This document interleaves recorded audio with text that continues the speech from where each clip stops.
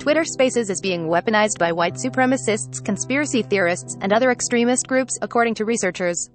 A new report by The Washington Post highlights the hate speech and extremism that can be found on the largely unmoderated Twitter feature, Spaces. Some examples of the extremist content being disseminated via Twitter Spaces include coronavirus disinformation and conspiracy theories, as well as derogatory discussions about Muslims, transgender people, and Black Americans.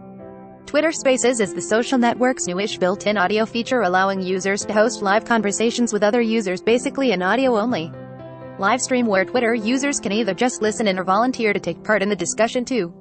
Twitter first announced the feature in late 2020. The company then started rolling Twitter Spaces out to more users throughout 2021. According to the report, Twitter executives knew it would be easy for malicious actors to break Twitter's policies within Twitter Spaces, yet employee concerns over these issues were pushed to the side in favor of platform growth.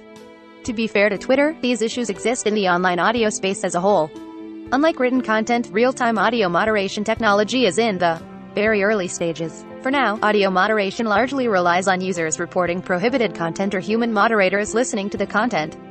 Ensuring people's safety and encouraging healthy conversations, while helping hosts and listeners to control their experience, have been key priorities since the beginning of Spaces development, said a Twitter spokesperson to The Washington Post.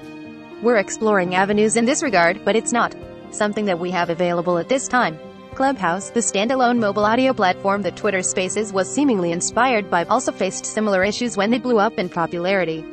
During the early months of the pandemic, far-right extremists and terrorist groups flocked to this new social platform to spread their hateful messages, and the problem with Twitter Spaces, specifically, is that it's built into a giant social media platform that already has hundreds of millions of regular users. Combine that with how Twitter promotes Spaces, placing live audio chats at the very top of users' feeds, which makes Spaces content easily discoverable. That's a lot of people these extremists can easily target.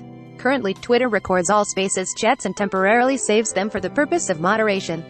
If a Twitter user within Spaces is reported, the company can refer to the recording and dole out whatever punishment it deems necessary.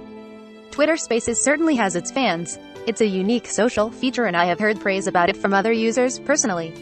But it's clear that Twitter has a lot of work to do in order to address its problems.